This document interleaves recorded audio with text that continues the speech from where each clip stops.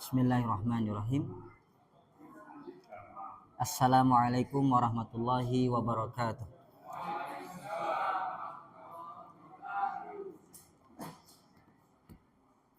Alhamdulillah wassalatu wassalamu ala Rasulillah wa ala alihi wa sahbihi wa man walah. Asyhadu an la ilaha illallah wahdahu la syarikalah wa asyhadu anna Muhammadan abduhu wa rasuluh wa safiyyuhu min khalqihi wa khaliluh. Amma ba'd.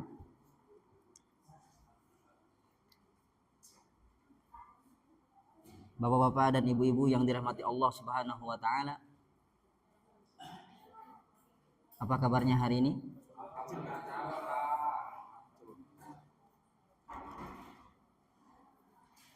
Cek 1 2 3. Sehat semua? Alhamdulillah. Mudah-mudahan Allah Subhanahu wa taala senantiasa memberikan kepada kita kesehatan dalam badan kita, keberkahan dalam hidup kita, dan kemudahan dalam urusan kita. Amin ya rabbal alamin. Pada hari ini kita berkumpul karena Allah Subhanahu wa taala di tempat ini mengharap ridha Allah Subhanahu wa taala untuk mengangkat kejahilan dari diri kita sendiri, kemudian kejahilan dari orang-orang yang kita cintai.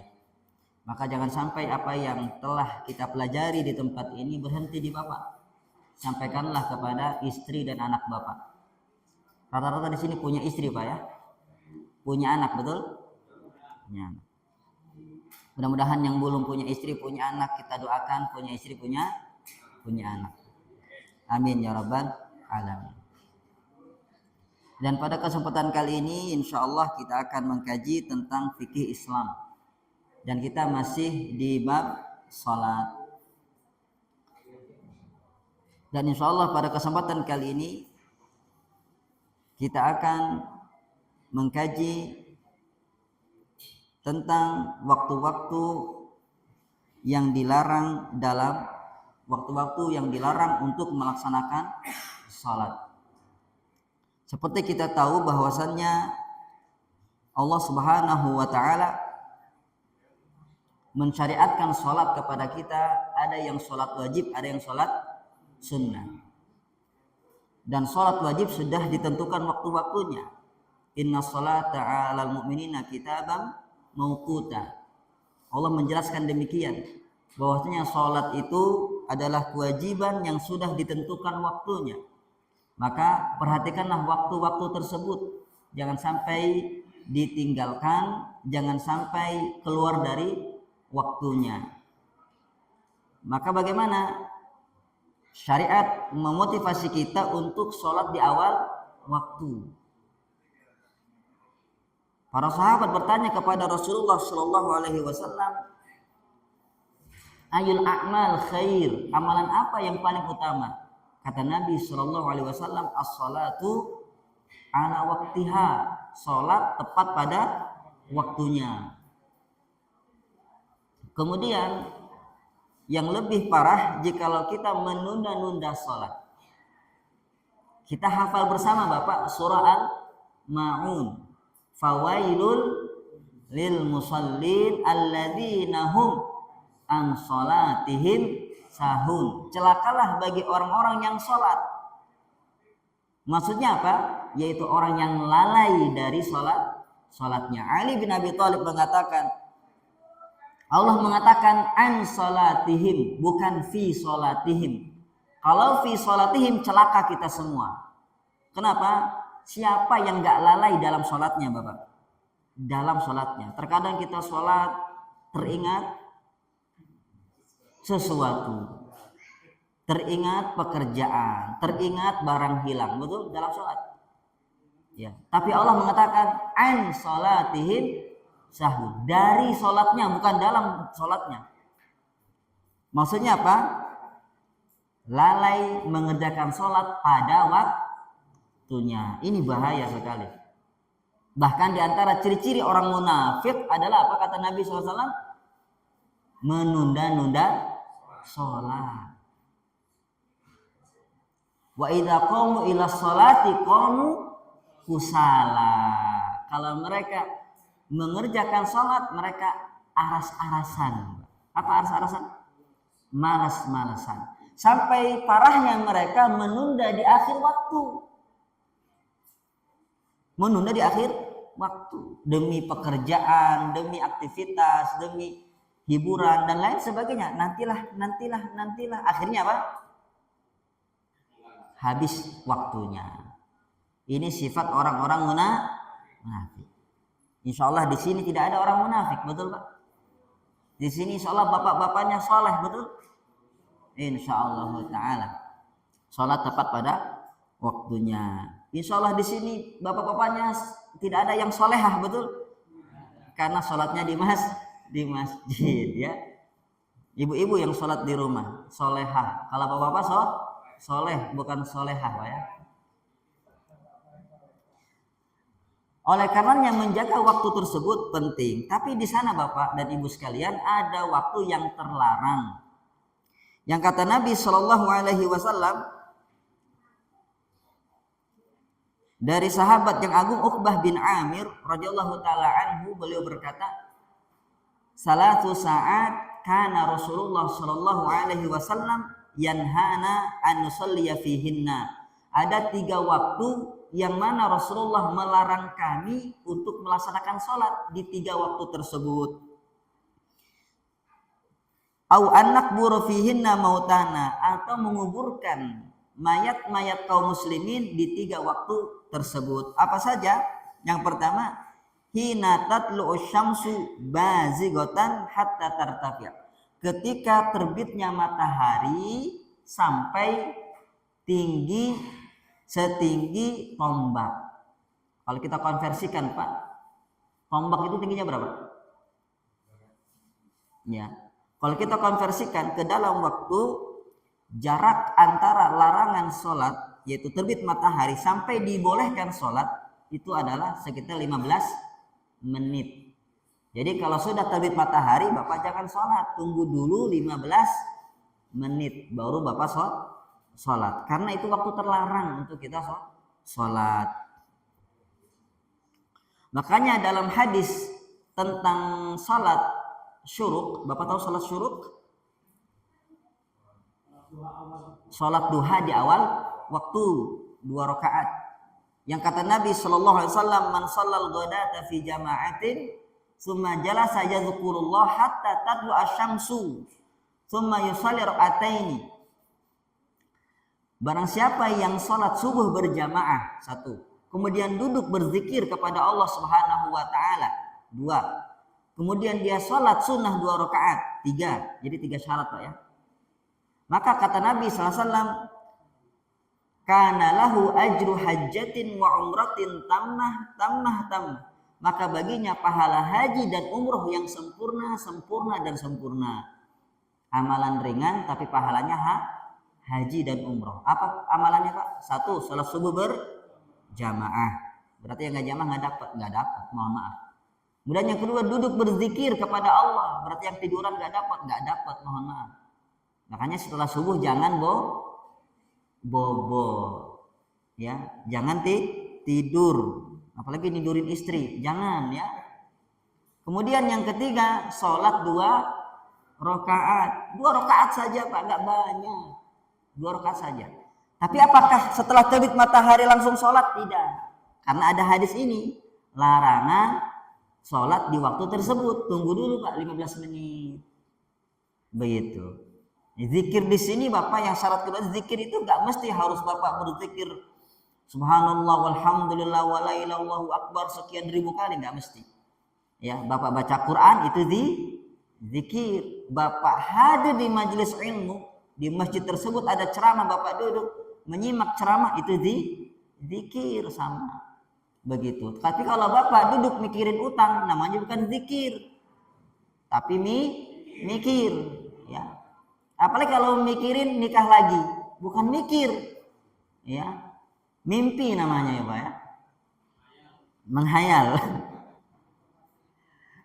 Itu waktu pertama. Waktu kedua, wahina yaqumu qa'imudz dhahirah hatta tamila syamsu.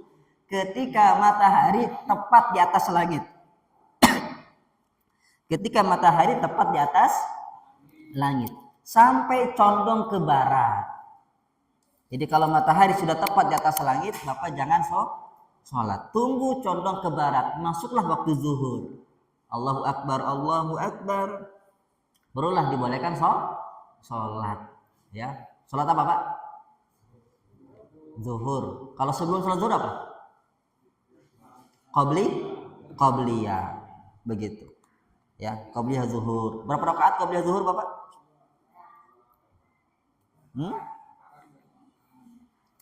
Bapak maunya 2 atau maunya 4? Kalau saya pilih 4 Pak. Bapak pilihnya 2? 4. Saya pengennya 4 Pak. Ya, lebih baik 4 atau 2 Pak? 4. Ya, hadisnya 4. Jangan kemana-mana pikirannya Pak ya. 4. Kemudian waktu yang ketiga, wahina tadayyafu syamsu lil ghurub hatta taghrub. Ketika matahari condong, ketika matahari mau tenggelam, maksudnya adalah setelah sholat asar. Jadi setelah sholat asar Pak dilarang sholat sampai terbenam matahari. Itulah masuk waktu sholat maghrib. Azan maghrib. Ini dia tiga waktu yang terlarang.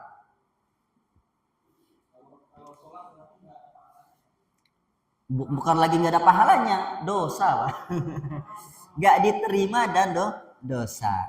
Pertanyaannya sekarang, kenapa dilarang Pak? Kok ibadah dilarang-larang? Ibadah kan baik, sholat kan baik, kenapa dilarang? 2 hikmahnya. Yang pertama Bapak, ibadah itu tauqifi. Ibadah itu sesuai aturan dari Allah. Disampaikan oleh Rasulullah. Inilah pentingnya ibadah itu jangan seenak udele dewe. Jangan sekarepmu dewe. Ibadah itu ada nggak perintahnya dari Nabi? Kalau kata Nabi sholatlah, sholat, kita sholat. Kata Nabi puasalah, kita puasa. Kata Nabi berzakat, kita berzakat. Tapi kalau kata Nabi nggak ada perintah sholat, nggak ada perintah puasa, nggak ada perintah zakat, ngapain kita sholat, puasa dan zakat? Betul tidak? Ya, capek-capekin sendiri saja, ngerepotin diri sendiri. Yang ada saja kita kerepotan ngamalinnya, betul Pak? Ya, sholat malam saja kita sering luput Pak. Qobliyah, ba'diyah saja sering luput. Puasa sunnah saja sering lewat, sering tinggal. Jadi nggak perlu kita cari ibadah-ibadah yang lain, yang ada saja amalkan Pak. Ya, karena Nabi sudah mengatakan, man amila amalan laisa alaihi amruna fahuwa raddun. Setiap amalan yang tidak kami perintahkan, maka amalannya tertolak. Dapat apa Bapak? Dapat capek. Dapat pulsa. Apa? Susah. Rusak. Dosa. Oh, dosa.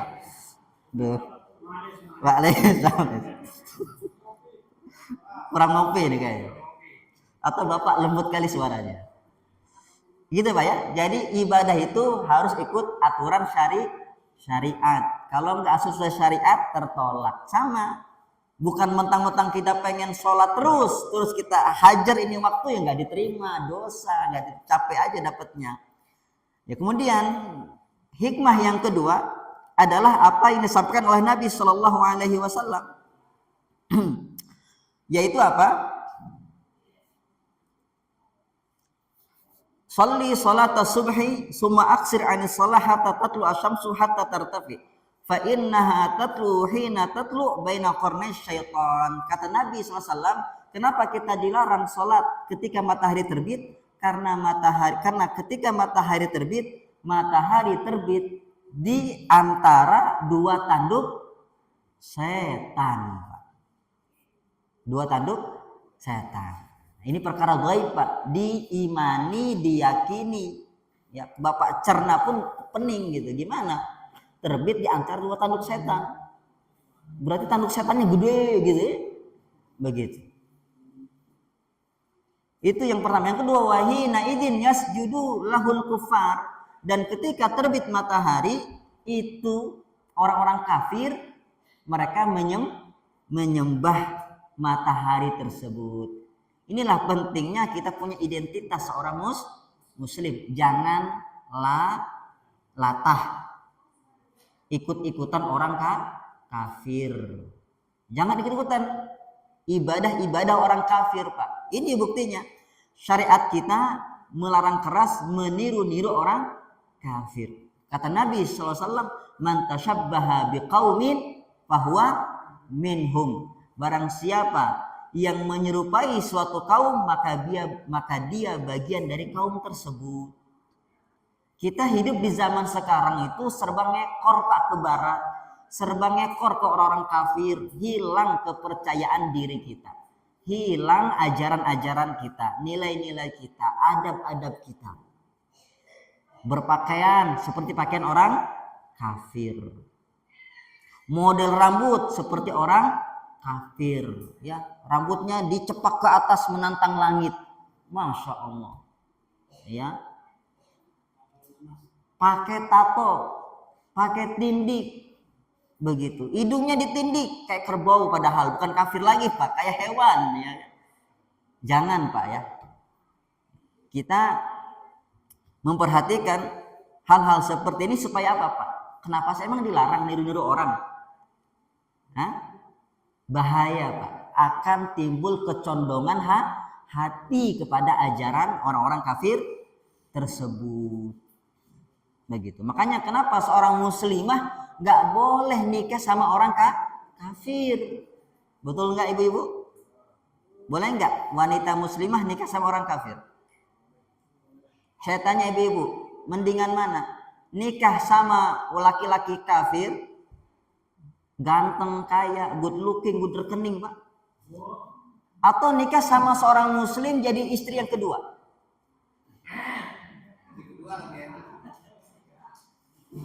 Yang mana, Bapak? Yang mana, Ibu? Nah, ini kan misal saja, kalau nggak ada pilihan kan gitu.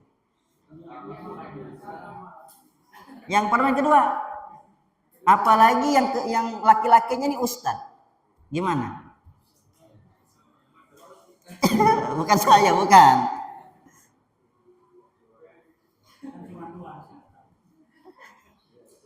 Ya, bukan saya, bukan. Ya, kalau orang nggak ada salahnya, Pak Ustaz.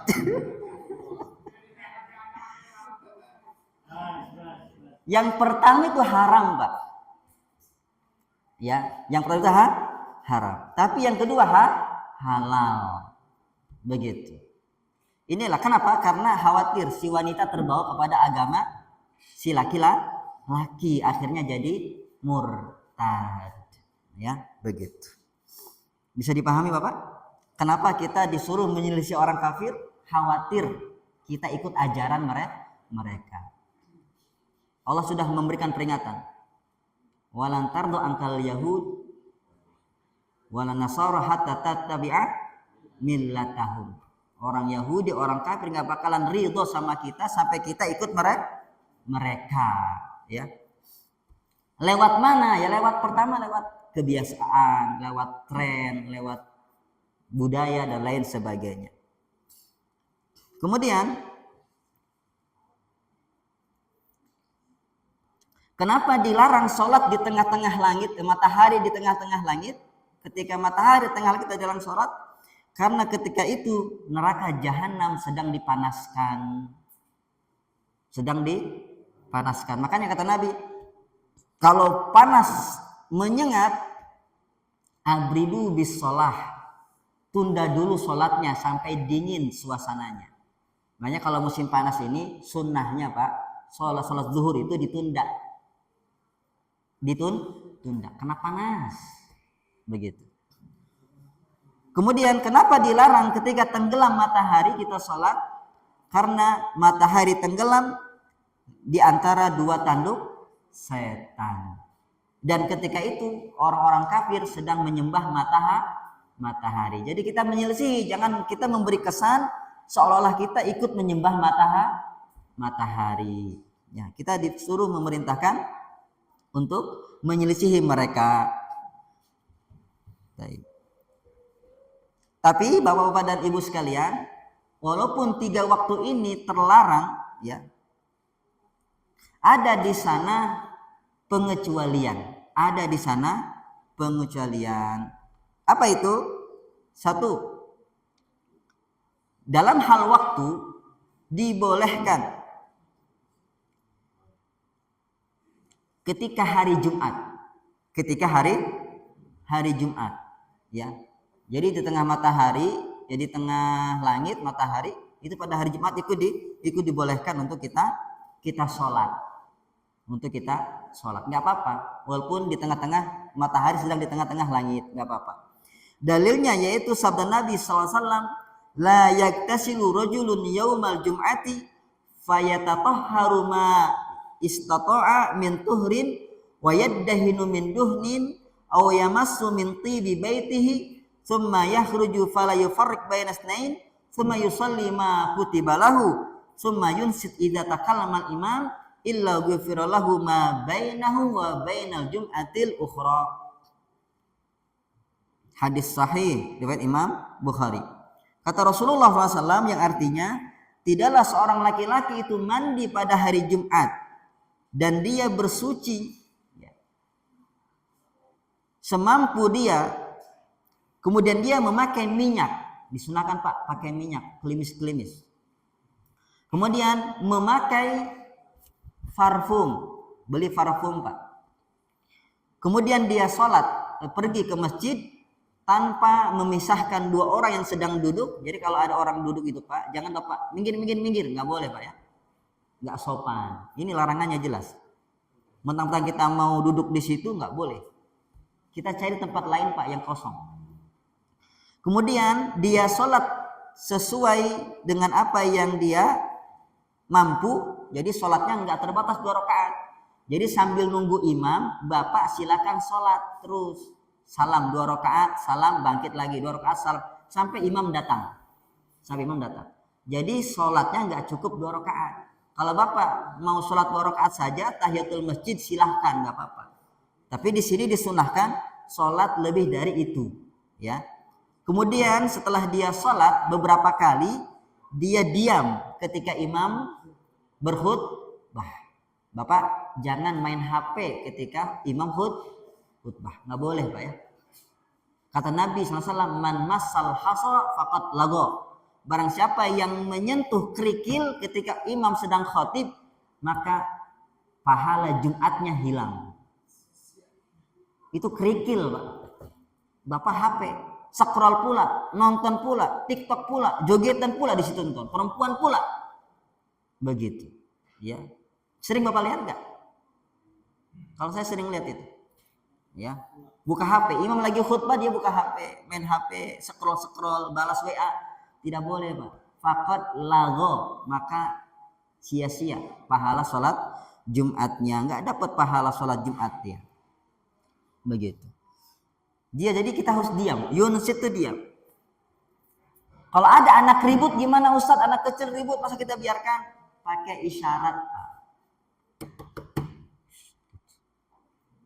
Bapak jangan ngomong. Kalau Bapak ngomong sama-sama Bapak hilang. Diam kau anak kecil. Ya kan? Jangan. Nanti pahala Jumat Bapak sia-sia. Pakai isyarat saja. Apa? Kenapa Pak? Gelesotan. Selonjor. Enggak apa-apa Pak. Yang penting Pak, ini masalahnya apa? Ngomong Pak. Jangan ngomong. Bapak selonjoran silahkan. Apa pahalanya? Pertama tadi Pak, mandi. Kemudian apa? Pakai minyak. Kemudian atau pakai parfum, ya. Kemudian sholat sebanyak-banyaknya sampai imam datang. Kalau imam datang sudah berhenti sholatnya Pak. Kemudian dengarkan khutbah. Apa pahalanya kata Nabi? Ghufira lahu ma bainahu wa bainal jum'atil ukhra. Maka dosanya antara Jumat ini dan Jumat berikutnya itu diampuni Pak. Siapa yang enggak punya dosa di sini angkat tangan Pak? Siapa yang punya dosa? Siapa yang enggak punya dosa? Enggak punya dosa Bapak? Masya Allah. Bapak enggak punya dosa ya? Ya. Kalau kita punya dosa, ini amalkan Pak. Allah ampuni dosa kita antara Jumat ini dengan Jumat berikutnya. Ya, Masya Allah. Ya. Kenapa?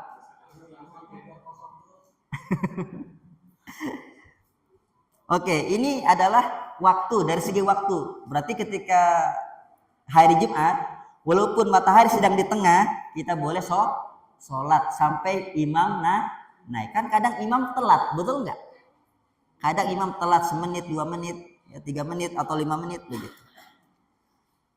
Kemudian pengecualian yang kedua dari segi tempat, ya, yaitu ketika kita di Mekah, Pak.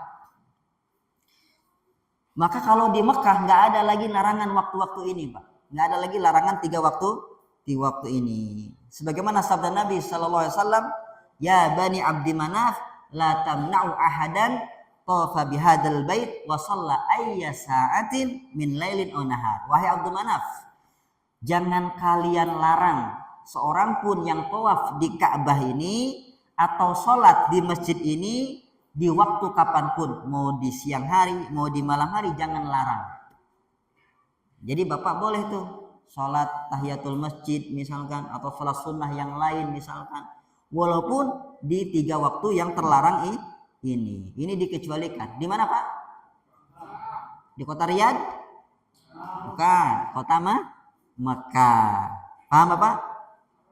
Nah, pertanyaan berikutnya, sholat apa yang dilarang di 3 waktu tadi, Pak? Apakah semua sholat dilarang di 3 waktu tadi? Hah? Yang dilarang adalah sholat sunnah yang mutlak. Sholat sunnah yang mutlak. Berarti apa? Sholat wajib ya silahkan, Pak. Kalau sholat wajib ya silahkan dilaksanakan. Misalkan Bapak ketiduran, bangun-bangun pas waktu terlarang, ya. Kalau Bapak ketiduran dari sholat, segera qadha. Kata Nabi SAW, man nama an sholatihi aw nasiyaha falyusalliha idza dzakaraha. Barang siapa yang ketiduran dari sholatnya atau dia lupa dari sholatnya, maka segeralah dia sholat ketika dia bangun atau ketika dia ingat. La kafarata illa dzalik, nggak ada kafarat untuk sholat yang ditinggal kecuali itu. Bapak nggak bisa bayar duit, saya mau bayar duit aja lah, malas sholat, nggak bisa Pak. Penuhi kewajiban sholat itu.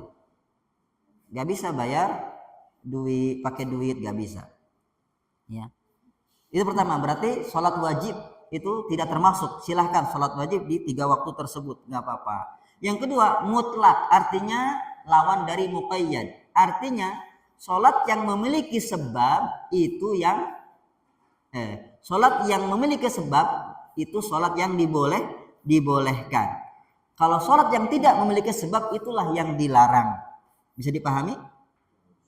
Bisa. Saya ulangi Pak ya. Jadi yang pertama, sholat yang boleh dikerjakan di waktu terlarang tadi apa? 1, sholat wajib boleh. Di 3 waktu tersebut boleh, wajib. Bapak misalkan mengqadha sholat yang Bapak lupa kerjakan atau ketiduran baru bangun, boleh silahkan. Kemudian yang kedua, sholat sunnah yang mutlak. Sholat sunnah yang muqayyad, punya sebab. Misalkan sholat apa? Sholat tahiyatul masjid. Bapak masuk ke masjid padahal waktu sedang terlarang untuk sholat. Boleh nggak? Karena Bapak hadirnya lebih awal di masjid, sebelum azan Bapak sudah hadir. Misalkan azan jam 12 lebih 10, Bapak jam 12 sudah hadir. Gitu, Bapak masuk masjid dan di situ waktu matahari sedang di tengah, boleh nggak sholat tahiyatul masjid? Boleh, karena itu sholat yang memiliki sebab. Jadi sholat sunnah yang memiliki sebab. Jadi sholat ini disyariatkan karena masuk masjid. Kalau nggak masuk masjid nggak disunahkan. Sholat apa lagi contohnya?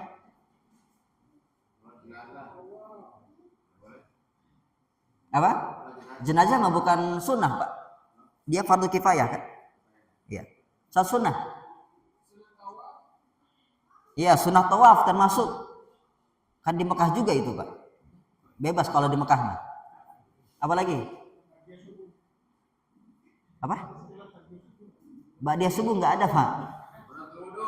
Salat wudu, betul. Salat setelah wudu. Bapak setelah wudu disunahkan untuk salat, ya. Nabi suatu hari pernah manggil Bilal. Nabi berkata, "Wahai Bilal, aku mendengar suara sendalmu di surga." Suara langkah kaki sendalmu di surga. Apa rahasianya? Apa rahasia? Bapak, kalau Bapak menemukan sesuatu yang bikin Bapak takjub, Bapak tanya, amalan apa yang kamu amalkan? Paham Bapak? Misalkan Bapak melihat seseorang kok rezekinya lancar terus. Gitu. Rezekinya lancar. Anaknya soleh dan soleha, istrinya 4 misalkan, ya, mobilnya roda 4, ya kan, rukonya bertingkat, ya kan, uangnya berlipat-lipat. Tanyakan apa amalannya, Pak. Ya begitu. Misalkan itu dunia. Ada lagi contohnya misalkan pemindahan kuburan. Ditemukan di kuburan tersebut ada mayit yang utuh jasadnya. Nah, itu Bapak temui keluarganya. Itu saya lihat si Bapak almarhum meninggal, mayatnya masih utuh, kafannya masih utuh, bahkan wangi misalkan. Kira-kira apa amalan beliau ketika hidup? Begitu Pak.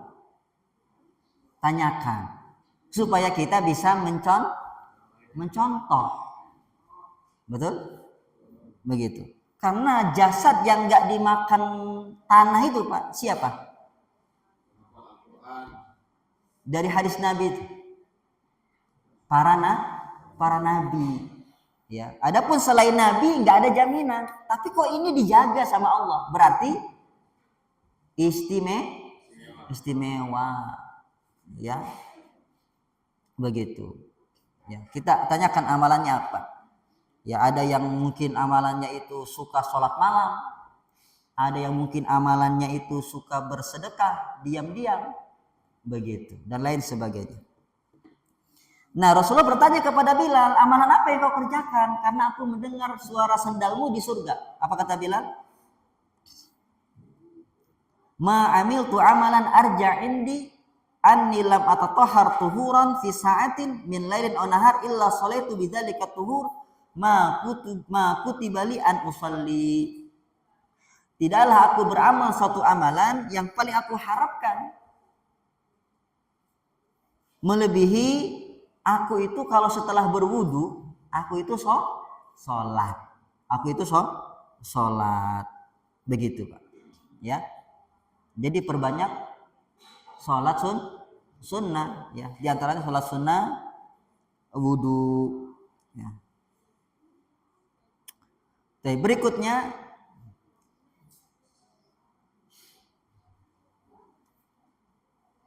larangan yang berikutnya adalah larangan sholat sunnah ketika sholat sudah dikomatkan. Bapak sering kan ya, Bapak ketika masih sujud ya kan, tiba-tiba muadzinnya qomat, Bapak marah nggak? Bapak marah nggak? Hah? Yang senyum pasti marah. Kesel nggak? Ini nggak lihat saya apa? Nggak mau hormati saya? Mohon maaf Bapak, mohon izin sekali nih ya. Qomatnya muadzin bukan melihat Bapak. Qomatnya muadzin ketika melihat imam. Bapak siapa? Ya kan? Jadi kapan qomat itu ditegakkan? Ketika imam memberikan isyarat qomati. Terkadang di masyarakat kita kan apa Pak? Udah selesai belum semua salat sunnah ya kan gitu. Kalau sudah selesai semua salat sunnah ya sudah qomat aja gitu. Padahal baru 2 menit dari azan selesai. Begitu. Ya. Seharusnya qomat itu sesuai dengan arahan dari imam. Ya, kata imam qomat. Walaupun yang di belakang masih sholat. Nah, kalau kita masih sholat, Pak, bagaimana sikap kita? Kata Nabi sallallahu alaihi wasallam, Idza uqimatis sholatu fala sholata ilal maktubah. Kalau sholat sudah diqomati, maka tidak boleh lagi sholat. Bapak batalkan. Bapak batalkan. Karena dilarang Pak kalau sudah qomat. Ustadz tapi tanggung. Ya. Saya tahu tanggung. Makanya para ulama memberikan garis. Memberikan arahan. Cara. Kalau sekiranya Bapak masih bisa mendapati takbiratul ihram imam, Bapak silahkan lanjutkan sholat Bapak. Misalkan Bapak sudah sujud rakaat kedua di sujud, masih bisa nggak dapat takbiratul ihram imam? Masih. Silahkan Bapak selesaikan. Walaupun orang sudah berbaris, imam sudah mulai maju, Bapak selesaikan aja. Bahkan ada ulama yang mengatakan walaupun sampai membaca surat Al-Fatihah. Begitu. Ya, artinya apa? Jangan sampai Bapak ketinggalan sholat jamaah tersebut. Ya, jangan sampai.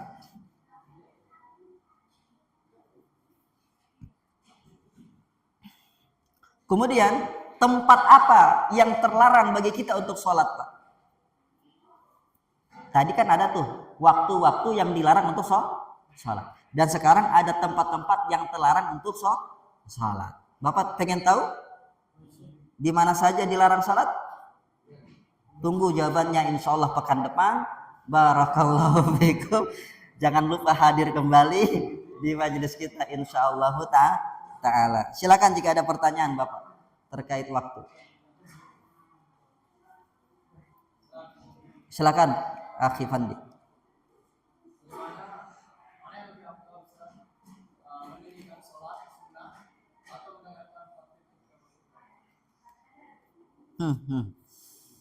Ya, pasti terlambat datangnya ya. Ya.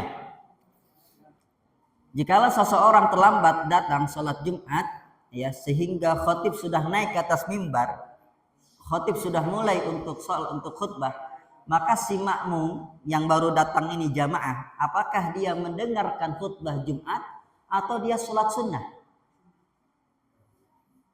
Hah? Nabi Shallallahu Alaihi Wasallam pernah mendapati kasus ini dan beliau mengarahkan apa? Sholat sunnah. Ada sahabat masuk ke Masjid Nabawi, Rasul sedang khutbah.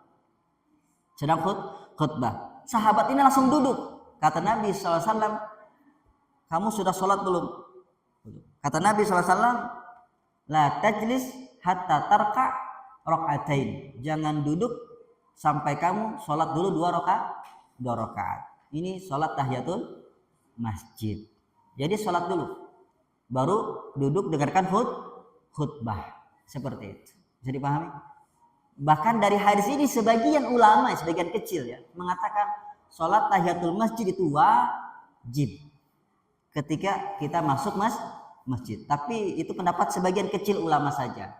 Tapi mayoritas ulama mengatakan sholat tahiyatul masjid sunnah. Karena kalau seandainya sunnah saja gak mungkin Nabi sampai melarang, sampai Nabi memutuskan khutbahnya. Begitu. Ada lagi pertanyaan yang lain? Tidak ada? Alhamdulillah guru kita Ustadz Budi sudah bersama kita. Insya Allah membahas kitab baru bersama beliau. Kitab tauhid sudah hatam ya. Insya Allah ini kitab baru ya, Al-Qawaidul Arba', 4 kaidah ya dalam tauhid. Jazakumullahu khairan. Mohon maaf jika ada salah kata, salah ucap. Tidak ada gading yang tak retak. Subhanakallahumma bihamdik asyhadu an la ilaha illa anta astaghfiruka wa atubu ilaik. Assalamualaikum warahmatullahi wabarakatuh.